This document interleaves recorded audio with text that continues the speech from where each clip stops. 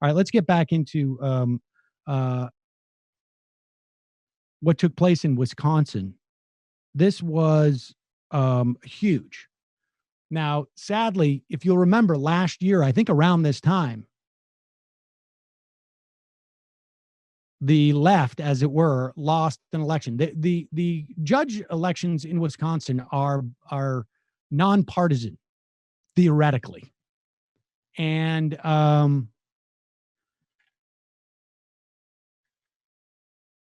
we lost an election there. The Supreme Court in Wisconsin, I think it's now 5-4, is it?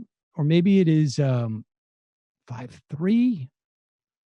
The bottom line is that Democrats won't have, or I should say the left, but it's really, let's be honest, folks,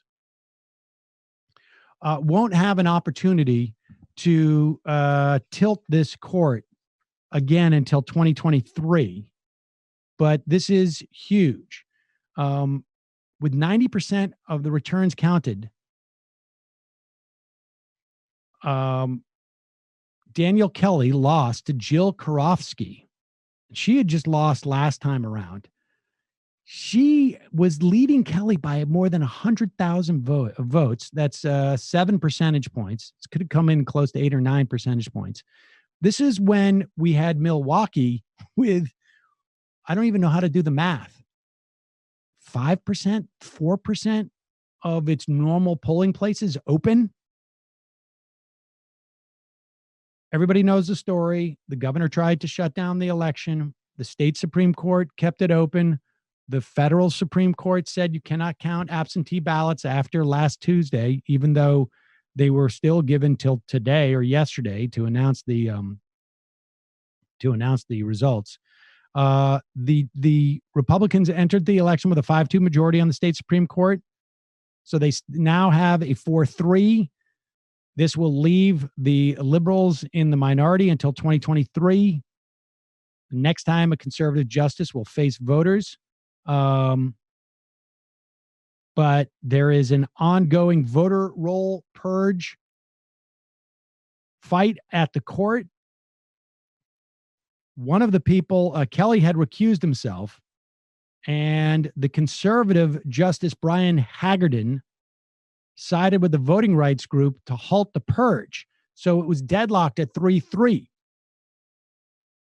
So now with Karofsky on the case, theoretically, Democrats should be able to stop this purge of 200,000 voters in Wisconsin. I remind you, Wisconsin was lost by the Democrat in 2016, Hillary Clinton, by something like 11,000 votes.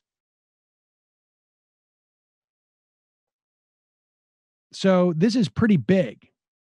And Bernie Sanders staying on the ballot in Wisconsin is basically the main reason that people are giving for this outcome, because otherwise there is no contested primary and people aren't coming out for that reason. I also think a huge motivating factor was a lot of voters were just like, this is obscene that the Republicans are forcing us to vote to basically steal this election, and they lost it. Very difficult to divine from these numbers what's going to happen in the fall, because we just don't know. There was no competitive primary on the Republican side. I've seen multiple different interpretations of this. It's not bad news, let's put it that way, but it's hard to know how good of a news it is.